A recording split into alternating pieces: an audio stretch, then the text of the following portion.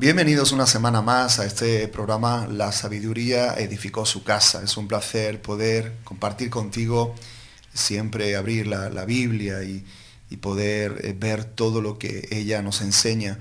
Este programa tiene como cometido crear un fundamento en nuestra vida, como termina el libro de Mateo, en ese famoso Sermón del Monte de Jesús, cuando dice que aquel que edificó su casa sobre la roca es el que oye estas mis palabras y las pone en práctica. Entonces hemos considerado que este sermón constituye un buen fundamento para nuestras vidas, para nuestra familia. Si tienes un ministerio, si tienes alguna responsabilidad, creo que este programa te puede bendecir, porque vamos a hablar cosas que sinceramente no he oído en los años que llevo como cristiano. No he oído este tipo de cosas porque las hemos pasado de una forma somera o hemos hablado de ellas en una forma como muy por encima. Sin embargo, yo quiero detenerme en el contexto histórico, también en la cultura que en esos días había en Israel. Quiero detenerme en los detalles para que veamos no solamente la letra, pero también la intención y el Espíritu de Dios cuando Él inspiró a Jesús para hablar acerca de este Sermón del Monte. Así que te pido que me acompañes, que podamos entender. Seguro que va a ser de mucha edificación para nosotros porque vamos a comprender. Creo que una de las cosas importantes que nosotros tenemos que hacer en cuanto a la palabra de Dios es entenderla, no solamente, como digo, en el contexto de la letra, de la teología, sino también en el espíritu, en la intención que Dios tiene con la palabra. Así que vamos al libro de Mateo, en el capítulo 5, y vamos a meditar en los versículos 17 al 20. Y dice: no penséis que he venido para abolir la ley o los profetas. No he venido para abolir, sino para cumplir. Porque en verdad os digo que hasta que pasen el cielo y la tierra, no se perderá ni la letra más pequeña, ni una tilde de la ley hasta que toda se cumpla. Cualquiera pues que anule uno solo de estos mandamientos, aun de los más pequeños, y así lo enseñe a otros, será llamado muy pequeño en el reino de los cielos.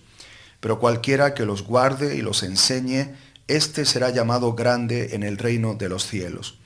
Porque os digo que si vuestra justicia no supera la de los escribas y fariseos, no entraréis en el reino de los cielos. Muchas veces nosotros, cuando sinceramente nos enfrentamos con el concepto ley, nosotros nos preguntamos qué cosas de la ley tengo que guardar o no tengo que guardar. También hay algunos que argumentan: ya no estamos bajo la ley, sino que estamos bajo la gracia, así que se supone que todo el Antiguo Testamento queda de un plumazo, queda descartado como norma para aplicar a nuestra vida. Y la gracia es ahora el Evangelio, es también el libro de los Hechos, el Nuevo Testamento, las epístolas paulinas de Pedro, etc. Sin embargo, hay que decir que cuando Jesús habla de las Escrituras, o cuando Pablo habla de las Escrituras, o cuando Pedro, los discípulos en el primer siglo hablan de las Escrituras, precisamente estaban hablando del Antiguo Testamento. No estaban hablando del Nuevo porque no se había escrito todavía. Se estaba de alguna manera experimentando todo lo que Dios estaba haciendo y todo lo que Dios estaba diciendo, y posteriormente todo eso se iba a plasmar en unas cartas como las de Pablo, las de Pedro, las de Juan, y después se iban a incluir en el canon bíblico, y eso es lo que ahora conocemos como el Nuevo Testamento. Pero en el primer siglo, cuando alguien se refiere a la palabra, se refiere a la palabra del Antiguo Testamento, y evidentemente todo lo que Jesús vino a enseñar. Pero Jesús no vino a enseñar un evangelio nuevo o un evangelio diferente, sino que vino a dar la correcta interpretación de lo que la ley quería decir. Por eso, cuando nosotros decimos ya no estamos bajo la ley, sino que estamos bajo la gracia, yo creo que estamos un poquito confusos en cuanto a ese término, porque evidentemente sí que estamos bajo la ley del Espíritu de vida en Cristo Jesús, y sí que estamos bajo la gracia, y precisamente la gracia es la que nos habilita para poder cumplir todo lo que Dios nos ha enseñado. Ahora vamos a meternos en el contexto de ese tiempo y vamos a entender un poquito más acerca de la ley. Y al leer los evangelios vemos que había mucha confusión respecto a la enseñanza del Señor Jesús. Para sus contemporáneos, Jesús era un personaje peculiar y había muchas cosas extrañas en él. Por ejemplo, que Jesús no había asistido a una escuela rabínica como los demás rabinos tenían por costumbre, no era fariseo ni se había preparado como tal. De hecho, Jesús dedicó parte de su enseñanza a criticar y a contradecir la enseñanza que los mismos escribas y fariseos habían enseñado durante muchos años. Jesús no se dedicó a explicar la ley, predicaba una doctrina extraordinaria de gracia, del amor de Dios, por ejemplo, como cuando nos habla de la parábola del hijo pródigo, algo espectacular para esos tiempos. Se mezclaba con pecadores, lo vemos con publicanos, incluso se atrevía a comer con ellos. Y no solamente parecía no observar todas las normas y reglas existentes, de hecho parecía violarlas premeditadamente. Y muchas veces los fariseos cargaban contra él porque no guardaba cierto tipo de ritos que habían sido establecidos. Criticaba de palabra y en la práctica la enseñanza oficial de los fariseos. Y por esta misma razón, yo me imagino que la gente, los mismos líderes religiosos de Israel comenzarían a hacerse preguntas. Por ejemplo, al final, ¿qué cree este nuevo maestro en las Sagradas Escrituras? ¿En qué se basa? ¿Cree realmente Jesús en el Antiguo Testamento ha venido para abolir las leyes que nos dio nuestro padre Moisés? ¿Quiere abrogar la ley y los profetas? ¿Enseña acaso que existe una forma nueva para llegar a Dios y agradarle? ¿Quiere que nos olvidemos completamente del pasado? Entonces Jesús sabía que la gente se hacía estas preguntas. Por eso Él sale al paso y le responde con estos principios que hemos leído en el versículo 17 y en el versículo 18. Y Él dice, no penséis que he venido para abolir la ley o los profetas. No he venido para abolir, sino para cumplir.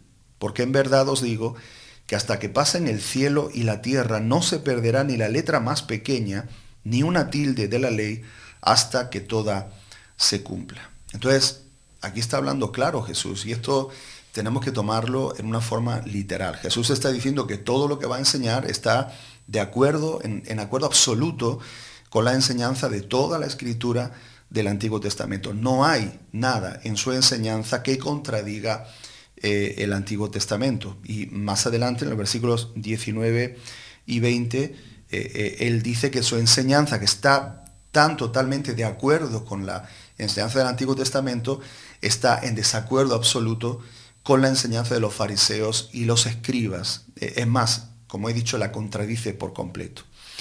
Entonces tenemos que entender la predicación de Jesús bajo estos dos principios. Jesús nunca vino a hablar mal de la ley, ni vino a decir que la ley no era buena, sino todo lo contrario. Vino a cumplir la ley, pero de acuerdo a la intención y el espíritu que tenía la ley cuando Dios la dio. En el programa anterior hablábamos de esta famosa frase oísteis que fue dicho. Más adelante, en programas posteriores, vamos a hablar de esto, y esto es maravilloso, su significado y el contenido tan profundo que tienen esas palabras de la boca de Jesús. Y precisamente está diciendo oísteis que fue dicho, y muchas veces nosotros hemos interpretado que este oísteis que fue dicho se refiere a Moisés o a la ley que el Padre dio a Moisés por disposición de ángeles, sino que lo que está diciendo es que oísteis que vuestros maestros enseñaron acerca de la ley, es decir, interpretaron la ley en una forma determinada, pero yo vengo a daros la correcta interpretación. Por eso dice, oísteis que fue dicho a los antiguos, no matarás, no adulterarás, etcétera, etcétera, pero yo os digo. No es que está diciendo, ahora yo vengo a daros algo que está por encima de la ley, o que ya la ley no vale, sino que lo que está diciendo, yo vengo a deciros cuál es el espíritu correcto, cuál es la interpretación correcta y la intención de Dios cuando Él dio ese pasaje. Entonces, cuando Jesús habla de la ley, ¿a qué ley se refiere? Y aquí este punto es muy importante, porque aquí es donde vamos a darnos cuenta de los diferentes significados de la palabra ley. Hay partes en la palabra que cuando la Biblia menciona ley se refiere a los 10 mandamientos, al Pentateuco, que son los 5 primeros libros de la Biblia, a la ley y los profetas, todo el Antiguo Testamento, y también se refiere a la ley oral, tradiciones de ritos y normas. En este pasaje que hemos leído, la ley hace referencia a toda la ley y los profetas. Eso es lo que Jesús está diciendo. Ahora, la ley contenía 3 partes. Una de ellas era la ley moral, otra era la ley judicial y la última era la ley ceremonial. En estas 3 partes se resumen los libros de Éxodo, Levítico y Números. Ahora, vamos a ver qué era la ley moral. La ley moral consistía en los 10 mandamientos y los grandes principios morales que se promulgaron de una vez y para siempre. Y esto es muy importante. Ahora, el segundo tipo de ley es la ley judicial. Las leyes para la nación israelita en las circunstancias muy peculiares y particulares de ese tiempo, las cuales indicaban cómo los hombres tenían que comportarse en relación con los demás y lo que se podía y no se podía hacer de acuerdo al lugar donde estaban y al contexto de vida que tenían. Y por último está la ley ceremonial. La ley ceremonial hace referencia a los sacrificios e inmolaciones y todos los ritos relacionados con el culto, tanto en el tabernáculo, en el templo y en otros lugares. Entonces, la ley en este texto se refiere no a la ley judicial, no a la ley ceremonial, sino que se refiere a la ley moral, a todo lo que ella enseña directamente acerca de la vida y la conducta. Entonces, si nos damos cuenta, Jesús nunca enseñó del aspecto ceremonial ni judicial de la ley, aunque Él lo cumplió todo. De hecho, cuando lo que sucede, y ahora lo vamos a ver, es cómo los fariseos y los escribas es como que se pasaron 3 pueblos, como decimos vulgarmente, a la hora de promulgar mismos reyes, o sea, leyes y ritos de los mismos mandamientos que Dios dio.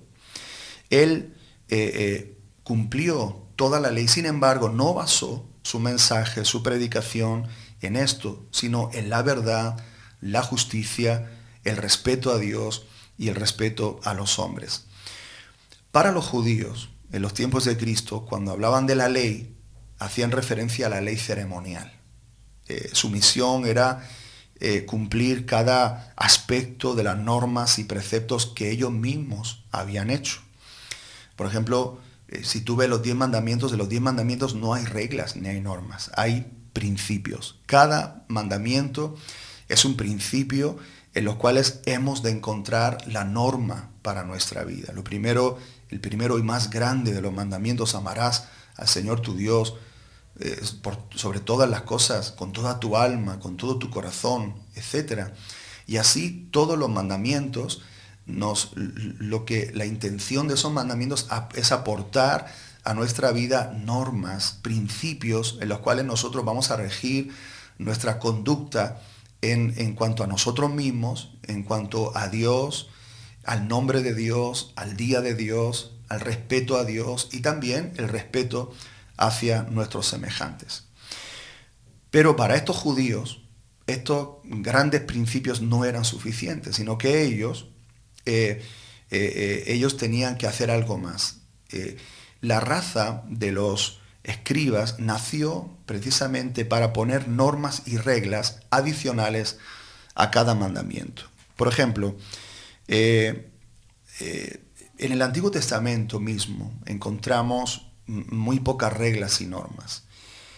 Lo que sí encontramos, como he dicho, son grandes principios generales que cada uno ha de asumir e interpretar bajo la dirección de Dios y aplicarlos a situaciones concretas en la vida.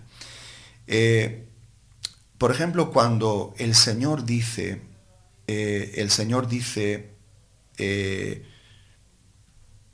guardarás el día de reposo. Entonces, tenemos que decir qué es reposo, ¿vale? Entonces los escribas tenían que definir qué era reposo. Bueno, reposo es la ausencia de trabajo. Ok. Ahora vamos a preguntarnos qué es un trabajo. Entonces, como trabajo se clasificaron todo tipo de cosas. Por ejemplo, el llevar una carga en el sábado era trabajo. Ahora vamos a definir qué es carga. Nos damos cuenta. O sea, día de reposo, ¿qué es? Ausencia de trabajo. ¿Qué es trabajo? No llevar cargas. Ahora vamos a ver qué tipo de cargas podemos llevar o no podemos llevar. Entonces, para la ley de los escribas, una carga era algo muy curioso, era comida equivalente al peso de un higo seco.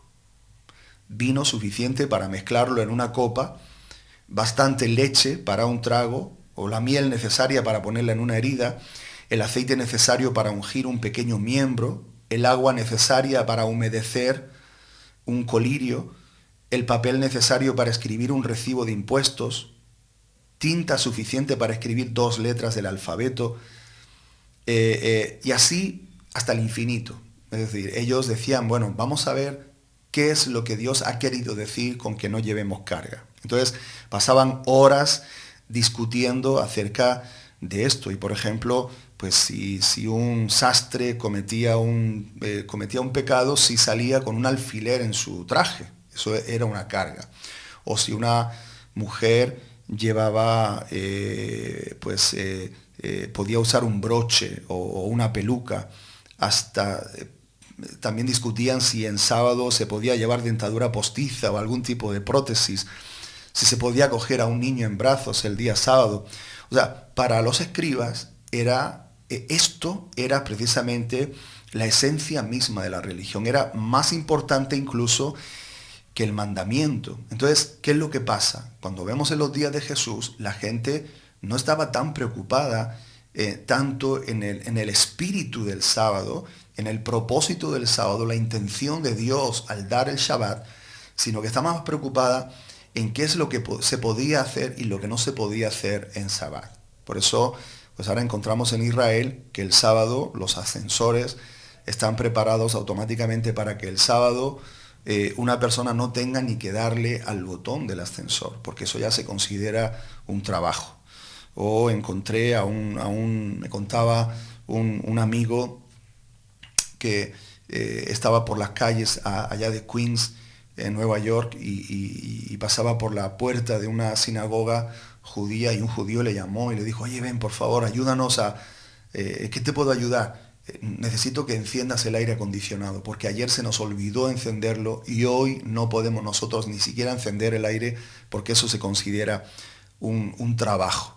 Ahí vemos el énfasis y el grado de religiosidad que se ha entretejido en torno a los mandamientos. Entonces, lo que Jesús vino a enseñar no era eso. Jesús nunca habló de este tipo de cosas, todo lo contrario. Ellos curaba a una persona en el día de reposo. Él iba con sus discípulos y comieron en el día de reposo o hicieron algún trabajo porque recogieron algunas espigas. En fin, él no se lavaban las manos como tenían que lavarse las manos con toda la ceremonia. Ellos se lavaban las manos para comer, pero no era el ritual que tenían los escribas y los fariseos, porque se lavaban las manos de una forma, cada dedo, luego de una forma determinada, luego de la otra. Y Jesús dijo, mi Padre no tenía esa intención cuando promulgó la ley. Entonces, ¿cuál es el verdadero sentido de la ley? es ese principio que Jesús vino a cumplir. La respuesta está en el versículo 20. Dice, porque os digo que si vuestra justicia no supera la de los escribas y fariseos, no entraréis en el reino de los cielos. Entonces, cuando nosotros consideramos los 10 mandamientos, que son la esencia y el fundamento de toda la ley, podemos ver que todo su significado se puede sumar en una palabra, y esa palabra es justicia. Justicia. O sea, si nosotros pudiéramos resumir los 10 mandamientos, podríamos decir que es justicia.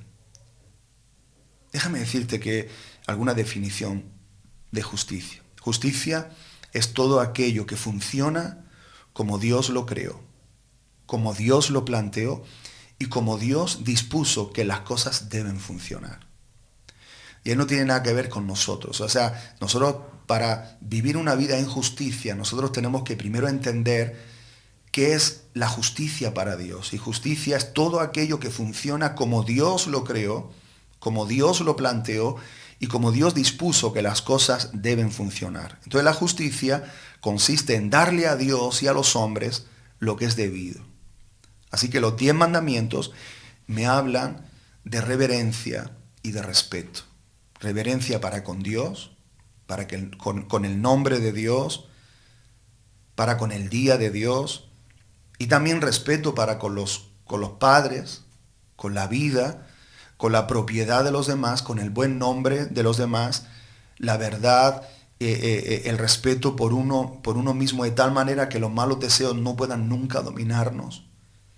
Estos son los principios fundamentales detrás de los 10 mandamientos. Principios de reverencia para con Dios y respeto para con nuestros semejantes y para con nosotros mismos. Sin respeto y reverencia no puede haber tal cosa como ley. Entonces, en eso se basa la ley. Esa reverencia y ese respeto no consistía en obedecer una multitud de reglas y normas sin sentido, como hacían los escribas y los fariseos.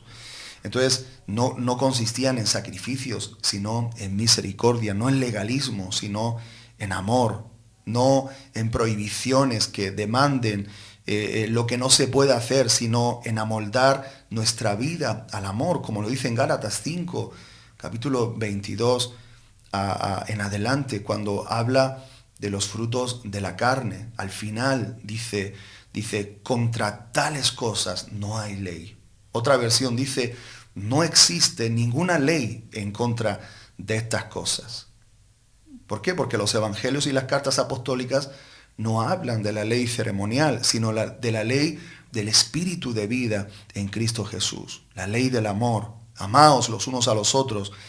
Entonces el espíritu de la ley es el amor. Porque el que ama a Dios no le va a ser infiel con otros dioses. El que ama a Dios, respeta el nombre de Dios, respeta el reposo de Dios.